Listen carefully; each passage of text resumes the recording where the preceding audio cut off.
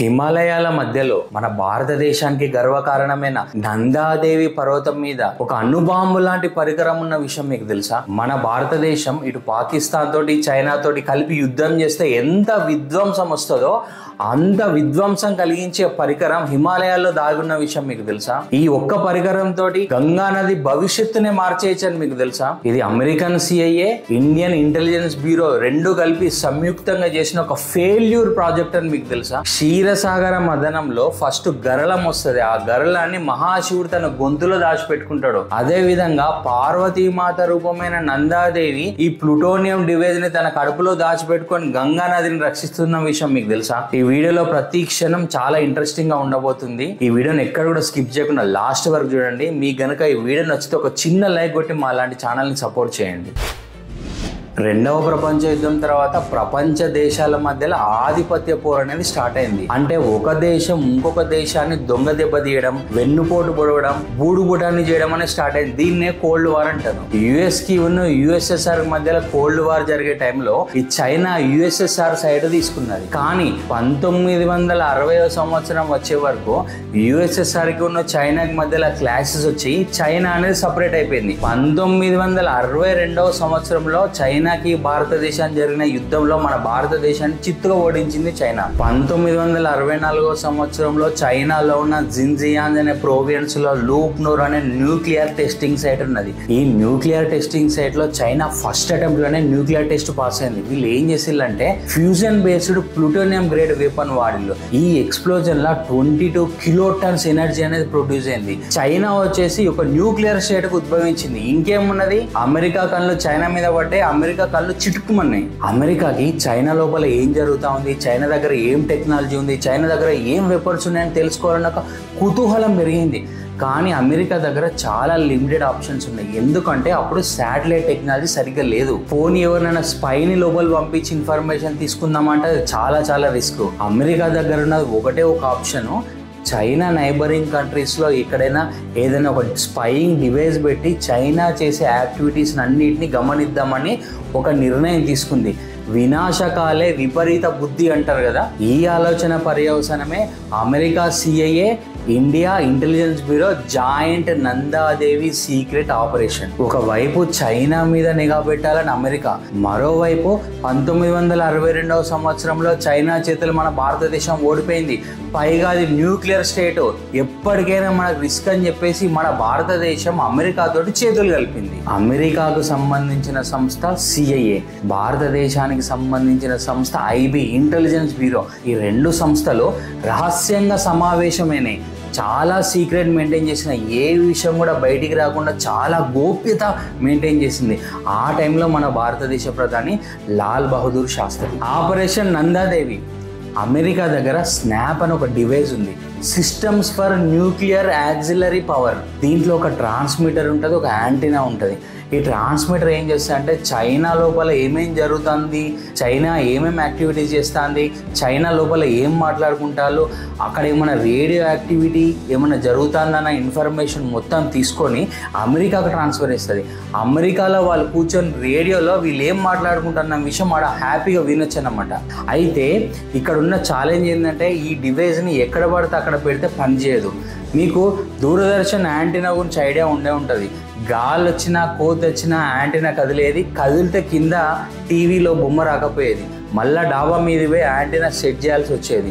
కాబట్టి దీనికి ఒక స్ట్రాటజిక్ లొకేషన్ కావాలి. అందుకే వీళ్ళు సెలెక్ట్ చేసుకున్నారు నందాదేవి. భారతదేశంలోనే అత్యంత ఎత్తైన పర్వతం 7,816 మీటర్లు ఉంటుంది. ఈ డివైస్ కనుక నందాదేవి పర్వతం మీద పెడితే హ్యాపీగా ఇన్ఫర్మేషన్ మొత్తం రిసీవ్ చేసుకోవచ్చు. ఎందుకంటే నందాదేవి పర్వతం మీదకి ఒక స్ట్రేట్ లైన్ గీస్తే చైనాకి 300 కిలోమీటర్ల దూరంలో వాళ్ళ టెస్టింగ్ సైట్ అనేది ఉన్నది. ఈ డివైజ్ కంటిన్యూస్గా చైనాలో ఏం జరుగుతుందనే ఇన్ఫర్మేషన్ తీసుకొని కంటిన్యూగా ఈ ఇన్ఫర్మేషన్ని అమెరికాకు పంపించాలంటే ఈ డివైస్కి కంటిన్యూగా పవర్ సప్లై కావాలి. మరి కంటిన్యూగా పవర్ సప్లై ఇవ్వాలంటే ఉన్నది ఒకటే ఒక option, nuclear energy. Same energy శాటిలైట్లలో కూడా వాడతారు. శాటిలైట్ భూమి ఆకర్షణ శక్తికి అవతల ఉండి దాని పని అది కంటిన్యూగా కొన్ని సంవత్సరాలు చేసుకోవాలంటే కావాల్సిన పవర్ ఓన్లీ న్యూక్లియర్ ఎనర్జీ నుండే వస్తుంది. అమెరికా వాళ్ళు ఈ డివైస్లో కంటిన్యూస్ పవర్ సప్లై కోసం వాడింది మాత్రం ప్లూటోనియం 238. మళ్ళీ ప్లూటోనియం 239 గ్రేడ్ అంటే అది బాంబ్ గ్రేడ్, అది వేరు. ప్లూటోనియం 238 ఇది బాంబ్ గ్రేడ్ కాకపోయినప్పటికీ అత్యంత శక్తివంతమైనది, అత్యంత ప్రమాదకరమైనది. ఏ విధంగా అయితే సూర్యుడు కంటిన్యూగా మండుకుంటే ఎనర్జీని ప్రొడ్యూస్ చేస్తాడో ఈ ప్లూటోనియం 238 కూడా హీట్ని ప్రొడ్యూస్ చేస్తూ ఉంటుంది. కాకపోతే తేడా ఏంటంటే ఇది మండినట్టు కనబడదు. ప్లూటోనియం 238 చూడడానికి నార్మల్గా ఒక కార్బాల్ లాగా ఉంటుంది. ఒక మనిషి కనుక బేర్ హ్యాండ్స్ తోటి ముట్టుకుంటే కాలి భస్మం అయిపోతాడు. సేమ్ కాన్సెప్ట్ని మైథాలజికల్ పాయింట్ ఆఫ్ వ్యూలో దేవీపుత్రుడు అనే సినిమాలో చూపెట్టింది. దేవీపుత్రుడు సినిమాలో వాళ్ళకు ఒక బాక్స్ దొరుకుతుంది, పవర్ బాక్స్ అని చెప్పేసి. చాలామంది ఏమనుకుంటారంటే అదో న్యూక్లియర్ ఎనర్జీ అనుకుంటారు. ఒకడు వెళ్ళి ఏం చేస్తాడంటే పోయి దాన్ని కాలుతో తంతే వెంటనే పేలిపోతాడు. సేమ్ ఇదే కాన్సెప్ట్ రీసెంట్గా రిలీజ్ అయిన కల్కి సినిమాలో కూడా చూపెట్టారు. సడన్గా గాంధీవం యాక్టివేట్ అయిపోయిందని చెప్పేసి చూపిస్తారు. దాన్ని ఏది పట్టుకున్నా కాలిపోతూ ఉంటుంది. అంటే నేను ప్లూటోనియం 238 తోటి గాంధీవం తయారు చేసేదని చెప్పట్లేదు, కాకపోతే ఒక రిలవెంట్ ఎగ్జాంపుల్ లాగా చెప్తా ఉన్నా. ప్లూటోనియం 238 అంత పవర్ఫుల్. ఈ ప్లూటోనియం 238 నుండి వచ్చే కంటిన్యూస్ హీట్ని స్నాప్ డివైస్లో ఉన్న ఒక కన్వర్టర్ ఉంటుంది, అది ఎలక్ట్రిసిటీగా కన్వర్ట్ చేసుకొని ఆ ఎలక్ట్రిసిటీని ఆ డివైస్ యూటిలైజ్ చేసుకుంటూ ఉంటుంది. ఈ డివైస్లో ఏకంగా 2.4 kgs ప్లూటోనియంను వాడిల్లు. న్యూక్లియర్ ఎనర్జీ వీటిని మంచి కోసం వాడితే చాలా మంచి జరుగుతుంది. అదే శక్తిని న్యూక్లియర్ శక్తిని కనుక మనం వేరే వాటికి కనుక యూజ్ చేస్తే అత్యంత వినాశనాన్ని చూడాల్సి వస్తుంది. స్నాప్ డివైస్ ఇది 125 kgs ఉంటుంది. దీంట్లో వాడిన ప్లూటోనియం 2.4 kgs. పెట్టాల్సిన లొకేషన్ నందాదేవి ప్రపంచంలోనే అత్యంత ప్రమాదకరమైన అత్యంత శక్తివంతమైన పర్వతం. నార్మల్గానే ఈ పర్వతాన్ని అధిరోహించడం చాలా కష్టం. అట్లాంటిది ఈ 125 kgs దీనికి తోడు ప్రమాదకరమైన ప్లూటోనియం తీసుకొని నందాదేవి దగ్గరికి పోయి అక్కడ ఈ డివైస్ని ఇన్స్టాల్ చేయడం నా భూతో నా భవిష్యత్. చాలా చాలా కష్టమైన టాస్క్. మరి దీనికి నార్మల్గా ఉన్న సైనికులని నార్మల్గా ఏజెంట్లు ఎవరైతే ఉంటారో వాళ్ళని తీసుకోవడం హైలీ ఇంపాసిబుల్. ఈ మిషన్ కోసం కూడా సెలెక్ట్ చేసుకున్న వాళ్ళని చాలా కేర్ఫుల్గా సెలెక్ట్ చేసుకోవడం జరిగింది. అత్యంత కఠినమైన అత్యంత ప్రమాదకరమైన ఈ మిషన్ని సక్సెస్ చేయాలంటే ఒక టఫ్ టీం ఉండాలి. ఈ టఫ్ టీం సెలెక్షన్ చాలా కష్టతరం అయిపోయింది. అందుకే వీళ్ళు ఏం చేసిందంటే ఇండియన్ మౌంటైనరింగ్ ఫౌండేషన్ అప్రోచ్ అయ్యారు. అప్పటికే మన భారతదేశంలో ఒక లెజెండరీ మౌంటైనర్ ఉన్నాడు, ఆయన పేరు కెప్టెన్ కోహ్లీ. ఈ కెప్టెన్ కోహ్లీని ఎంటైర్ మిషన్కి కెప్టెన్గా నియమించిండు. ఈ టీంలో ఇంకొక 7 నుండి 8 మంది మౌంటైనర్స్ని ఈ ఫౌండేషన్ నుండి తీసుకున్నారు. వీళ్ళ మెయిన్ టాస్క్ ఏంటంటే వీళ్ళు ప్లూటోనియం 238ని క్యారీ చేయాలి. ఈ ప్లూటోనియం 238ని ఎట్ ఎ టైం 2.4 kgs తీసుకోపోకుండా ఒక 300 to 400 grams డివైడ్ చేసి ఒక్కొక్కరు పట్టుకొని మీదికి తీసుకెళ్ళారు. వీళ్ళు వీటితో పాటు కొన్ని సెన్సిటివ్ డివైజులు ఉంటాయి, ట్రాన్స్మిటర్లు, ఇట్లాంటి చిన్న చిన్న పరికరాలను క్యారీ ఫార్వర్డ్ చేయడం వీళ్ళ టాస్క్. వీళ్ళ సెలెక్షనే ఒక ఛాలెంజింగ్ అనుకుంటే వీళ్ళకు ఒక 5 లోకల్ గైడ్స్ కావాల్సి వచ్చింది. ఒకటేమో ఇది సీక్రెట్ మిషన్, బయటికి తెలియవద్దు కాబట్టి చాలా కేర్ఫుల్గా లోకల్ గైడ్స్ని తీసుకున్నారు. ఈ లోకల్ గైడ్స్ టాస్క్ ఏంటంటే ఈ 125 kgs ఉన్న డివైస్ని డిస్మాంటిల్ చేసిన తర్వాత ఆ విడి భాగాలను వీళ్ళు మోసుకొని వెళ్ళాలి. వీటితో పాటు మొత్తం ఎంటైర్ క్యాంపుకు సంబంధించిన క్యాంపు సామాన్లు తీసుకెళ్ళాలి. ఎక్కడంటే అక్కడ వీళ్ళు క్యాంపు సెట్ చేసి వాళ్ళకి హెల్ప్ చేయాలి. ఇంకొక హైలైట్ విషయం ఏంటంటే ఇక్కడ ఉన్న లోకల్ గైడ్స్ ఎవరైతే ఉంటారో వాళ్ళకు ఒక యూనిక్ సెన్స్ ఉంటుంది. మీకు ఒక ఎగ్జాంపుల్ చెప్తా. ఇప్పుడు ఒక లాండ్రీ షాప్ ఉంటుంది, ఒక చాకలి వాళ్ళు ఉంటారు. వీళ్ళు 100 మంది వచ్చి బట్టలు ఇచ్చినా కానీ వాళ్ళు ఎవరి బట్టలు ఎవరు ఈజీగా గుర్తుపడతారు. ఈ సెన్స్ వాళ్ళ దగ్గర మాత్రమే ఉంటుంది, వాళ్ళ టాలెంట్. సేమ్ లోకల్ గైడ్స్ దగ్గర ఉన్న టాలెంట్ ఏంటంటే వీళ్ళు మౌంటైన్ ఎక్కుకుంటా మీదికి పోయేటప్పుడు వాళ్ళు అక్కడ ఉన్న గుర్తులు చూసి గుర్తు పెట్టుకొని మళ్ళీ పోయిన రూట్ ఏంది వచ్చిన రూట్ ఏందో వీళ్ళు ఐడెంటిఫై చేయగలరు. కాబట్టి లోకల్ గైడ్స్ సపోర్ట్ చాలా చాలా ఇంపార్టెంట్. చాలా సెలెక్టివ్గా లోకల్ గైడ్స్ని సెలెక్ట్ చేసుకున్నారు. వీళ్ళతో పాటు అమెరికన్ సిఏకి సంబంధించిన 5 టెక్నీషియన్లను తీసుకున్నారు. వీళ్ళ మేజర్ టాస్క్ ఏంటంటే ఇక్కడ డిస్మాంటిల్ చేసిన ఎక్విప్మెంట్ ఏదైతే ఉందో అది సమ్మిట్కి చేరగానే అక్కడ దాన్ని అసెంబుల్ చేసి అది పని చేస్తుందో లేదని కేర్ఫుల్గా దాన్ని వాచ్ చేసి మరి పెట్టాల్సిన టాస్క్ ఈ అమెరికన్ సిఏకి సంబంధించిన వ్యక్తులది. టీమ్ సెలెక్షన్తో పాటు చాలా ఇంపార్టెంట్ టాస్క్ ఇంకోటి ఏంటంటే వీళ్ళు చేసే మిషన్కి కవరప్ ఇవ్వాలి, ఎవ్వరు తెలియకుండా సీక్రెట్గా చేయాలి. ఎందుకంటే అక్కడ ఆర్మీ వాళ్ళు ఉంటారు, పోలీస్ వాళ్ళు ఉంటారు, ముఖ్యంగా లోకల్స్ ఉంటారు. ఈ లోకల్స్కి నందాదేవి పర్వతాన్ని ఎక్కడం అస్సలు ఇష్టం ఉండదు. వాళ్ళు అప్పటికి అపోజ్ చేస్తారు. నందాదేవిలో అమ్మవారు ఉంటారు, ఆ అమ్మవారికి ఇష్టం లేకుండా ఎవరు కూడా పోవద్దు, అమ్మవారిని ఎవరు డిస్టర్బ్ చేయొద్దని చెప్పేసి లోకల్కి చాలా కోపం వస్తుంది. వీళ్ళు చేసే మిషన్ ఎట్లా కవరప్ చేసిందంటే ఈ మిషన్కి కెప్టెన్గా కెప్టెన్ కోహ్లీని పెట్టడం ఒక ప్లస్ పాయింట్ అయింది. ఎందుకంటే ఈ కెప్టెన్ కోహ్లీ మౌంటనీర్ సర్కిల్లో చాలా లెజెండరీ వ్యక్తి, చాలా వెల్ నోన్ పర్సన్, లోకల్స్ కూడా తెలుసు. ఎందుకంటే ఈయన ఆల్రెడీ ఎవరెస్ట్ ఎక్కిండు, చాలా చాలా పర్వతాలను అధిరోహించిన ట్రాక్ రికార్డ్ ఉన్నది. వీళ్ళతో పాటు అమెరికన్స్ వైట్గా ఉన్నారు కదా, వీళ్ళని ఏం చేస్తారంటే వీళ్ళు సైంటిస్టులు ఇక్కడ ఏదో మొక్కల మీద గడ్డి మీద ఏదో ప్రయోగాలు చేస్తూ ఉన్నారు, జస్ట్ చూసి వెళ్ళిపోతారు అని చెప్పేసి వీళ్ళు మెల్లగా ఏం చేస్తారంటే నందాదేవి శాంక్చరీలకు ఎంటర్ అయ్యారు. నందాదేవి శాంక్చరీలకు ఎంటర్ అయిన తర్వాత నరమానవుడు కూడా నందాదేవి శాంక్చరీ దగ్గరకు వచ్చి లోపలికి ఎవరు పోతారు ఎవరు వస్తారని చూసే అవకాశమే లేదు. ఎందుకంటే అంత కట్టుదిట్టమైన భద్రతా చర్యలు ఉంటాయి, యాజ్ వెల్ యాజ్ లోపలికి ఎవరు రావడానికి సాహసించరు. ఏదో ఒక రకంగా వీళ్ళు ఏం చేస్తారంటే నందాదేవి ఔటర్ శాంక్చరీలోకి ఎంటర్ అయిపోయారు. నందాదేవి శాంక్చరీలోకి ఎంటర్ అయిన తర్వాత వీళ్ళకి అసలైన పరీక్ష మొదలైంది. ఎందుకంటే నందాదేవి ఇన్నర్ శాంక్చరీలోకి వెళ్ళాలంటే అక్కడ ఉన్నది ఒకటే ఒక మార్గం, అది రిషిగంగా గార్జ్. ఈ రిషిగంగా గార్జ్ ఉండడం కూడా వర్టికల్గా 1.5 కిలోమీటర్ ఎత్తు ఉంటుంది.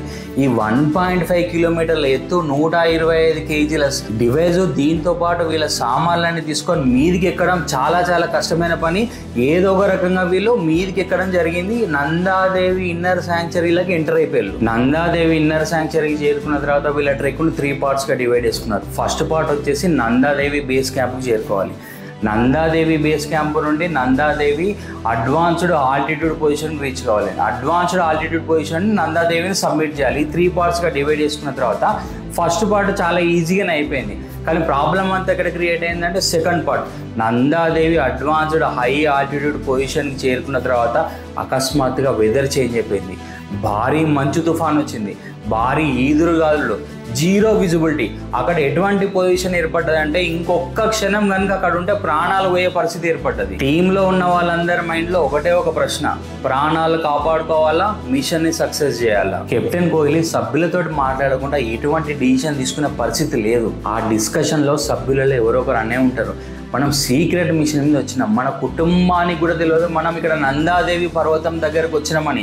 ఇక్కడ కనుక చచ్చిపోతే ఎట్టి పరిస్థితుల్లో కూడా మన శవాలు దొరికే, మనం చనిపోయిన విషయం బయట ప్రపంచానికి తెలియదు, కనీసం పిట్ట కూడా పెట్టరు. కాబట్టి మనం ప్రాణాలు అరచేతిలో పెట్టుకొని మన ప్రాణాలు కాపాడుకుందాం.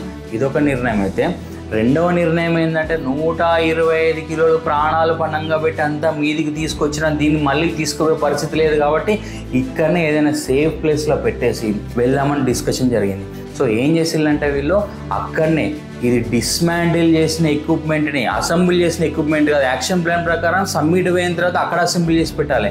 డిస్మాండిల్ చేసిన ఎక్విప్మెంట్ని, ప్లూటోనియం సపరేటో ఎక్విప్మెంట్ సపరేట్, వీటన్నిటిని ఒక దగ్గర టైఅప్ చేసి ఇనుప వైర్లతో కట్టి యాంకర్స్ పెట్టి ఎటు కదలకుండా ఒక సేఫ్ ప్లేస్లో పెట్టి, ఇది అక్టోబర్ నెల, మళ్ళీ మనం వచ్చే సంవత్సరం సమ్మర్లో అంటే స్ప్రింగ్ సీజన్లో వద్దామో, బతుకుంటే బలుసాగు తినచ్చని వీళ్ళు అక్కడ నుండి రిటర్న్ అయిపోయారు. Next year 1966 summer, same team same captain, వీళ్ళందరి మిషన్ ఒకటే.